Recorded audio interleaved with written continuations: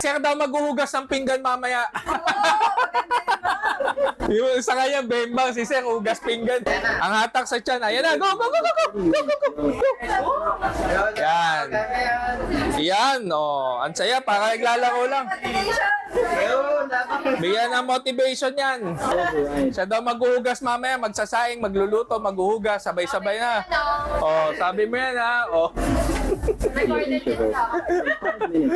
Tuloy-tuloy, tuloy-tuloy. Sige, okay lang yan. Go lang.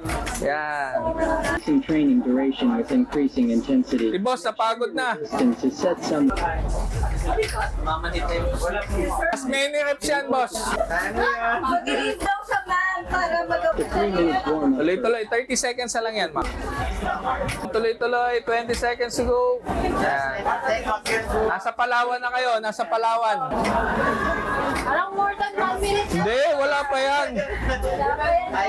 Pati kami naglalag eh. Parang may diet. Nasa Pasay ka, nasa Pasay. Lahat tayo dito naglalag. Haba ng Pasig River Lab pa uwi. 10 seconds. Wala, kaya pa to. 5 rounds mamaya. 5 rounds ng hugasin. Okay, let's go. Done. Okay, 2:05 po.